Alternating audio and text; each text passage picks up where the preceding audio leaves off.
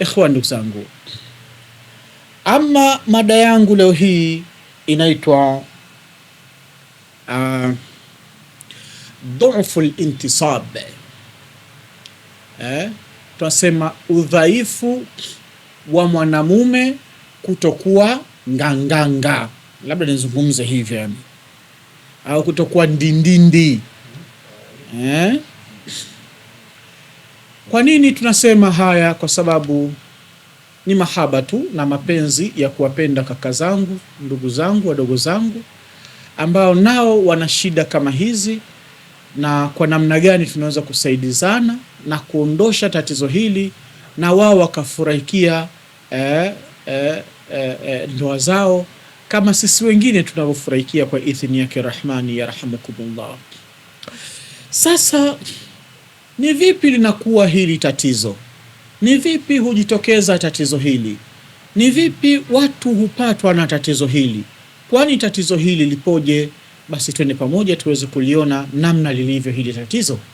Lakini pia baada ya kulijua tatizo lenyewe, kisha tutakuja kuelezea zile dalili za mwanamume kujijua kwamba anasumbuliwa na tatizo hilo la kutokuwa kilemea tembo. Maki niseme hivyo, mwanamume kutokuwa kilemea tembo.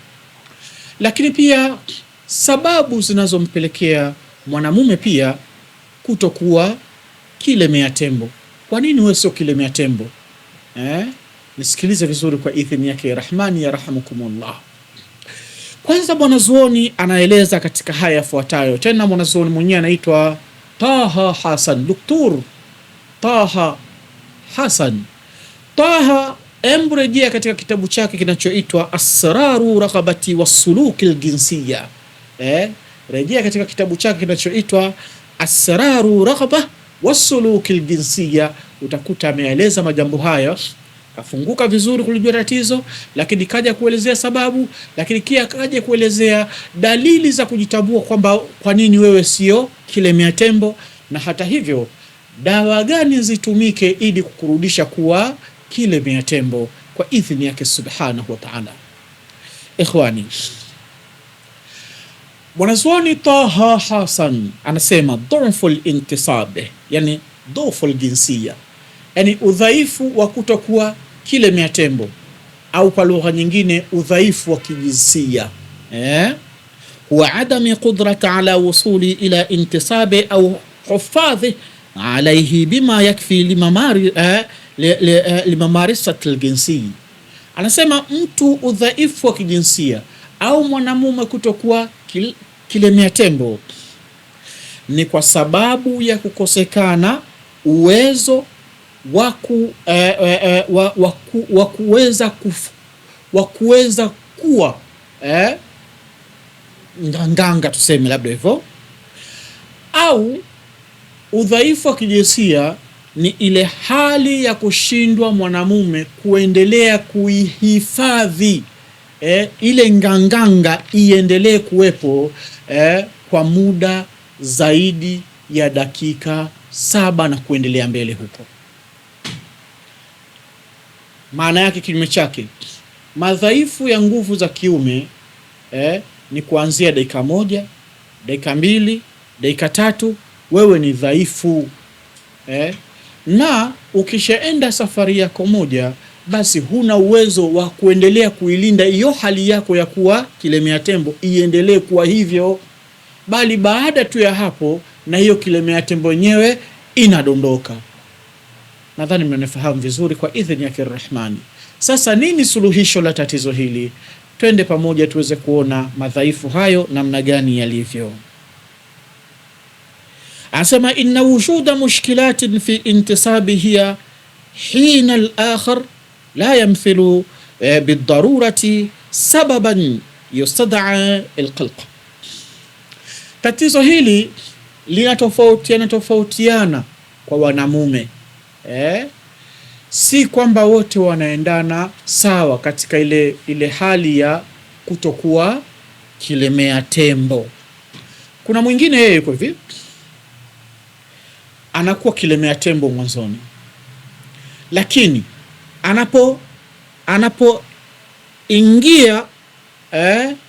anapoingia nyumbani kwake pale, nadhani naeleweka vizuri, na kilemea tembo chenyewe kinafia hapo hapo. Na kuna mwingine yeye, hicho kilemea tembo chenyewe hata kustuka ni hakistuki. Na kuna mwingine yeye, kilemea tembo kiko vizuri na akaingia ndani vizuri, lakini hachukui sekunde, sio dakika, sekunde 30, sio dakika moja, sekunde 30, ile 1, 2, 3, 4, 5 mpaka aje kufika 30, tayari na mizigo ishadondoka pale na habari zake zimekushia pale pale. Nadhani mnaelewa vizuri Na kuna wengine ambao wamepatwa na tatizo hili la kutokuwa kilemea tembo vizuri kwa sababu ya mashaitani. Tena mtu huyu utamjua hivi, mwenzake kaisha kuwa tayari, ile yeye kitendo tu cha kuona mwenzake kaisha kuwa tayari, kaona ule upaja tu, tayari na mizigo yenyewe imeshamwagika hapo hapo, hata hajafanya mizigo yenyewe imeshia hapo.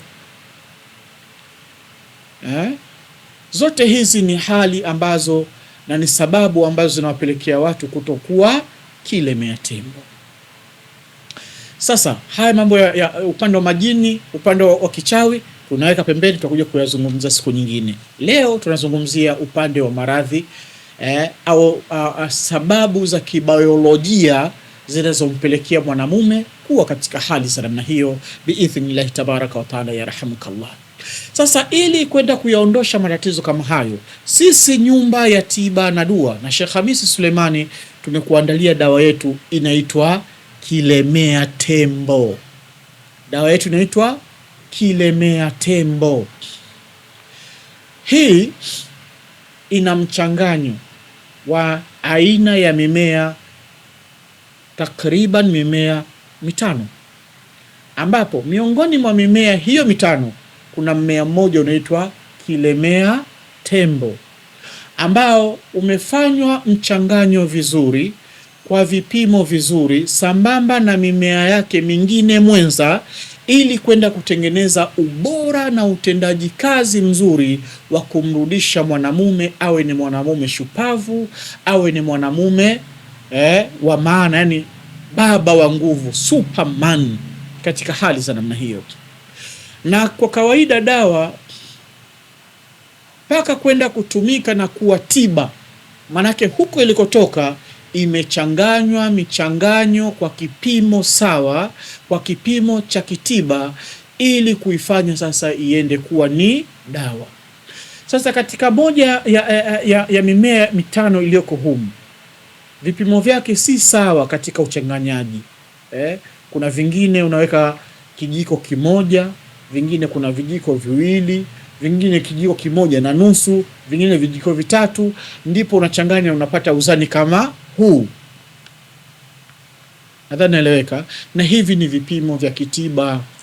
Ndipo pale sasa utakapokuanza kuitumia dawa, daktari anakuambia sasa dawa hii nenda kaitumie 1 mara 2, au nenda kaitumie 1 mara 1, au nenda kaitumie 1 mara 3, katika hali za namna hiyo. Na ili uone ubaya wa dawa, kabadilishe maelekezo ya daktari wako.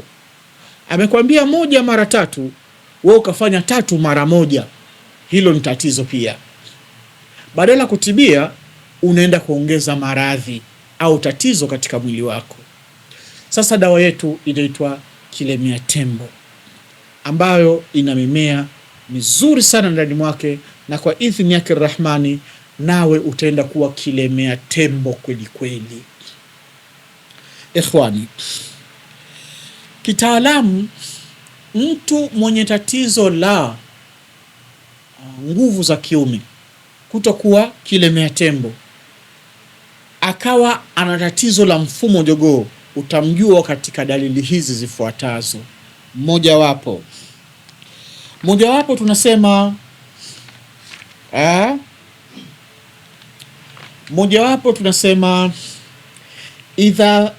idha kanat ladayka mukhawaf bikhusus al-intisab au idha kunta tuani min mashakil jinsiyya ukhra mithl sur'at al-qadhfi au at-ta'akhur.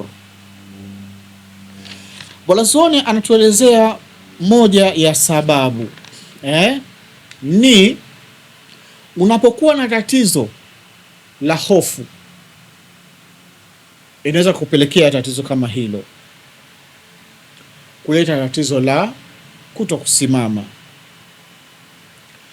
au ukiwa unasumbuliwa na matatizo mengine ya kijinsia, ni moja ya kupelekea kuwa namna hiyo. Lakini pia surat al-qadhfi, mwanamume mwenye tatizo la mfumo jogoo. Jamani, mfumo jogoo mnaujua, sio? Nadhani hapo majumbani kwenu, mtani kwenu, wapo jogoo wengi sana, na wakiwawinda wale mtetea. Hebu mtazame jogoo anavyofanya jambo lake, hata sekunde mbili hachukui, kisha maliza habari yake. Haya yanaweza kupelekea kuwa katika hali za namna hiyo.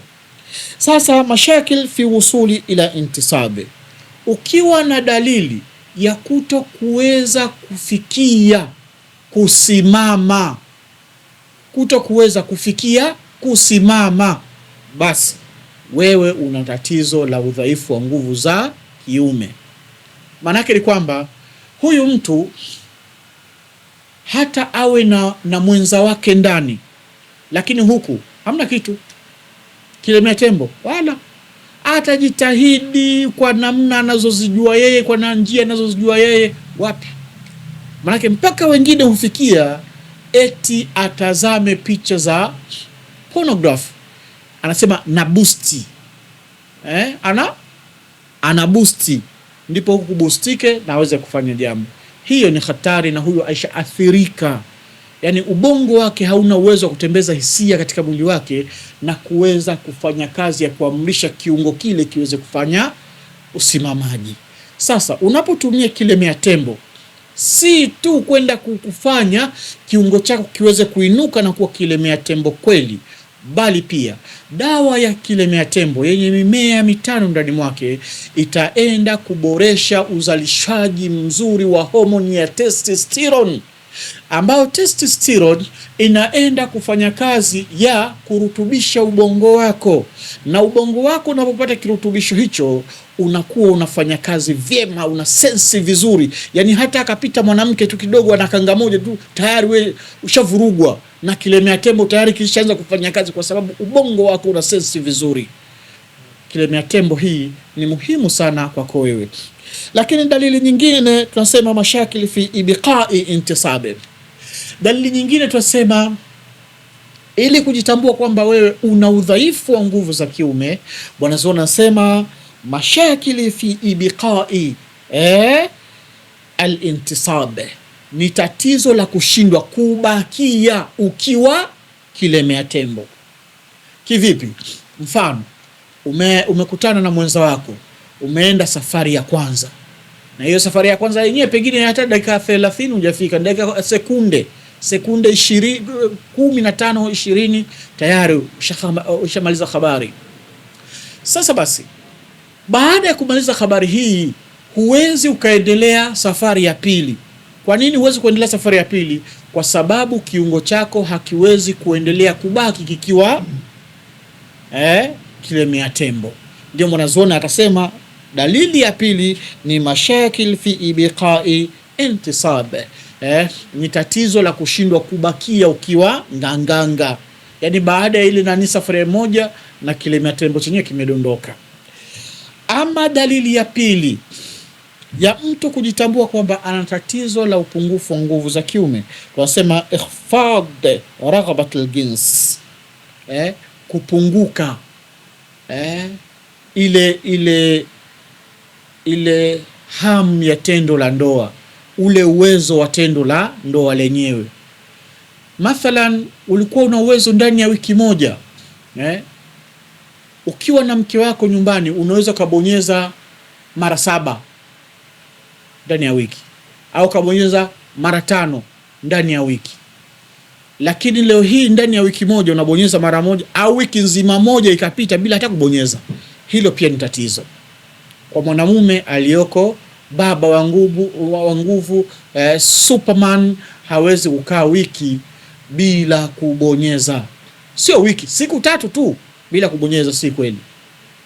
Lakini wapo watu wanapita katika hali za namna hiyo. Sasa yapo mambo mengi ningeweza kukuelezea kuhusiana na tatizo kama hili. Ningeweza kukuelezea ni muda gani sasa wewe unatakiwa usimame hapo ulipo, uende kwa tabibu na akakupatie huduma. Ni muda gani inafaa kwako wewe, ni muda gani sahihi unaofaa kwako wewe kuinuka kuja nyumba ya tiba na dua, kuja kupata suluhisho la tatizo la udhaifu wa nguvu za kiume kwa kuja kupata dawa yetu ya Kilemea Tembo. Muda hautoshi, ningeweza kueleza kwa uzuri, lakini pia ningeweza kueleza al-asbabu al-jinsiya, al-asbabu jasadiya lidhaf al-intisabi, sababu za kimwili, sababu za kimwili zinazopelekea wewe kuwa sio Kilemea Tembo. Lakini ningekuja kueleza sababu za kinafsi, tunasema al-asbabu nafsiya lidhafi al-intisabi, sababu za kinafsi zinazopelekea wewe kutokuwa Kilemea Tembo. Takuja kueleza siku nyingine. Almuhimu, kama unasumbuliwa na tatizo la udhaifu wa nguvu za kiume au mambo ya kijinsia, baba yangu, ndio upate dawa hii, inaitwa Kilemea Tembo. Hii na kuonyesha iko peke yake, lakini ina wenza wake. Hii ni kama tu nimeibeba kuja kuelezea, lakini ina wenza wake. Dozi yake ni vikopo 5, muhimu sana kwenda kuondosha tatizo hilo la udhaifu wa nguvu za kiume. Ikhwani zangu, nyumba ya tiba na dua na Sheikh Khamis Suleiman, tunapatikana Dar es Salaam. Wewe uliopo Dar es Salaam ni rahisi kuja kutupata, na wale wa mikoani naambia uko mkoa gani, wilaya gani, tutakufikishia huko ulipo. Ama wale mliopo nchi za nje huko, bara Afrika, bara Amerika, Europa, Arab huko, naambie tu kwa sababu Bwana Mtume ametuambia tadawau ibadullah, tibianeni enyi waja wa Mwenyezi Mungu Tabaraka wa Taala. Kama unasumbuliwa na tatizo, kwa nini ubakie nalo tu peke yako? Ongea na watu. Wanasema wahenga, wanasema ongea na watu uvae viatu. Basi ongea na nyumba ya tiba na dua uweze kupata nusra ya hilo tatizo lako, na wallahi utakuja kunipa shuhuda yako kwamba alhamdulillahi rabbil alamin, heshima imerudi ndani ya nyumba kwa idhini yake Rahmani. Nikuage kwa siku hii ya leo kwa kusema dumu fi riayati llahi wa amnih. Wassalamu alaikum wa rahmatullahi wa barakatuh.